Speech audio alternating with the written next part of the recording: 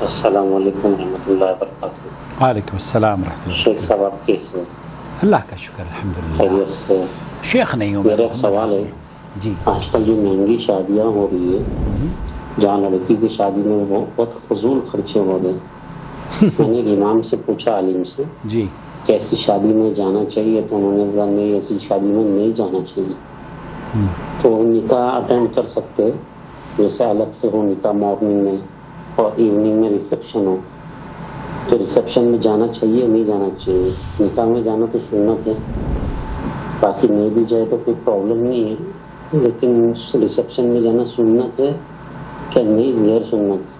کیونکہ آج کل اتنی شادیاں مہنگی کر دی ہے کہ نارمل عام انسان شادی کر ہی نہیں سکتا اپنی بیٹی کی، ایسے بہت سے کیسز ہیں۔ صحیح بات ہے، صحیح تو عالم، بہت سے عالم ایسا میں نے سنا بھی ہوں، وہ بولتے ہیں جن کے پاس اگر ہے تو وہ کر سکتے ہیں۔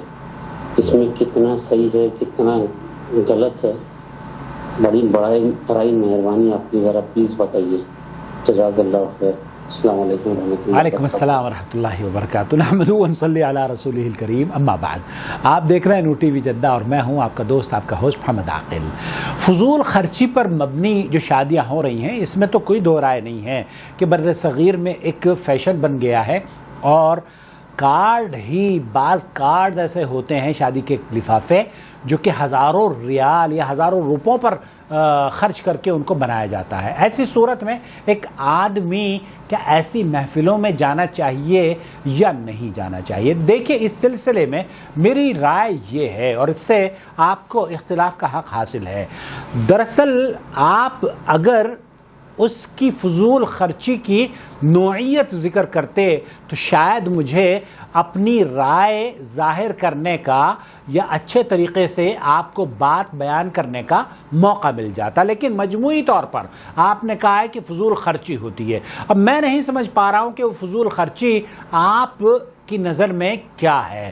فضول خرچی اگر آپ ایک آدمی جو کھانے پر لوگوں کو 100 آدمیوں کو بلاتا ہے اور وہ طرح طرح کے کھانے کھلاتا ہے اپنی بچی کی شادی میں، اور وہ اس کو استطاعت ہے، وہ مہمان نوازی کرتا ہے، تو اس نے جب آپ کو دعوت دی ہے تو دعوت کو قبول کرنا ایک مسلمان کا دوسرے مسلمان پر حق ہے کہ جب ایک مسلمان دوسرے مسلمان بھائی کو دعوت دے تو اسے قبول کرے۔ یہ آپ پر واجب ہے کہ آپ اس کی دعوت کو قبول کریں۔ اگر کوئی شرعی عذر ہے تو آپ مت جائیں، اس سے عذر کر لیں کہ جناب میں مصروف ہوں، میں بیمار ہوں، وغیرہ وغیرہ۔ لیکن اگر آپ یہ سمجھتے ہیں کہ جناب اس میں فضول خرچی ہو رہی ہے اور اس میں ناچ گانا اور وہ حرام کاریاں ہو رہی ہیں، تب تو آپ اس میں شریک اس وقت ہو سکتے ہیں جب آپ وہاں جا کر نصیحت کریں، لیکن اگر آپ وہاں انٹرٹینمنٹ کے لیے جاتے ہیں تو یہ درست نہیں ہوگا۔ تب تو وہ جن اہل علم نے آپ سے کہا ہے کہ آپ بچ جائیں تو زیادہ مناسب ہے۔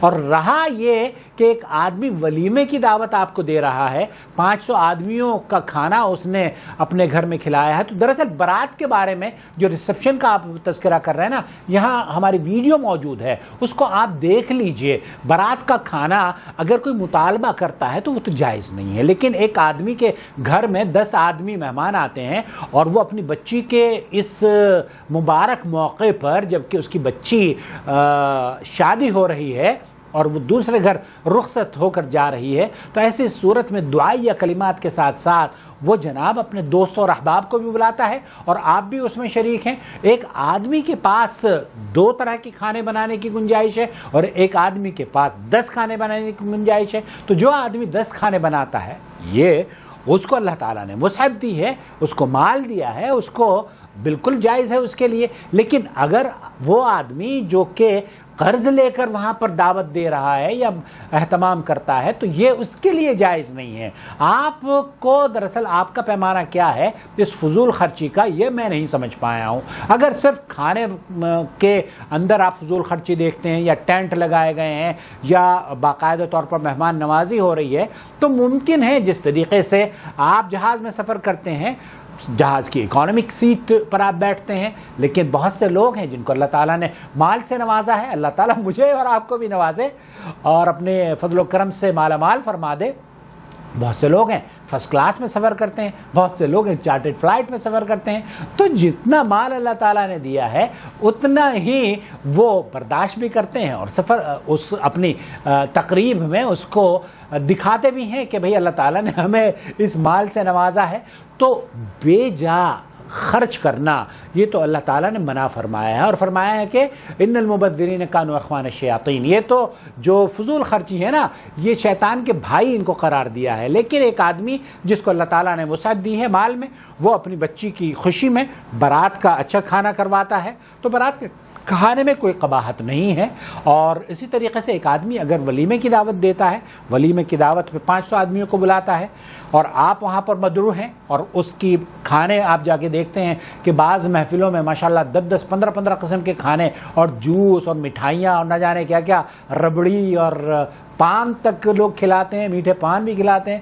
تو ایسی صورت میں اگر وہاں پر میٹھا پان ہے تو ٹھیک ہے، لیکن اگر وہ تمباکو اور سگریٹ نوشی کا اہتمام وہ کرواتے ہیں تو یہ ان کے لیے گناہ کا کام ہے، یہ ان کے لیے جائز نہیں تھا جو انہوں نے ارینج کیا ہے. تو خلاصہ کلام یہ ہوا کہ ایسی شادیوں میں جب ایک مسلمان آپ کو دعوت دے تو اس کی دعوت پر آپ ضرور جائیں. اگر آپ کو اللہ تعالیٰ نے وسعت دی ہے اس کو تحفہ دیں، اور اگر آپ وسعت نہیں، آپ تحفہ نہیں دے سکتے تو آپ شریک ہوں. یہ مسلمان کا دوسرے مسلمان پر حق ہے. اللہ رب العالمین سے دعا ہے کہ اللہ تعالیٰ جن کے رشتے نہیں ہوئے ہیں ان کے لیے بہترین رشتے کے حصول میں اللہ تعالیٰ آسانیاں فرما دے، اور جو رشتے جن کے بنے ہوئے ہیں اللہ تعالیٰ ان کے رشتوں کو مضبوط کر دے. اپنا بہت خیال رکھیں، اور ہمارے چینل کو ابھی تک اگر آپ نے سبسکرائب نہیں کیا ہے تو دیر کس بات کی کر لیجئے. شکریہ. اللہ ولی الذین آمنوا یخرجهم من الظلمات الى النور والذین کفروا اولیاؤهم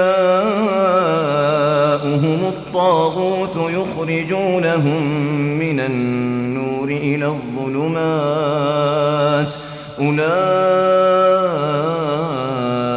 أصحاب النار هم فيها خالدون.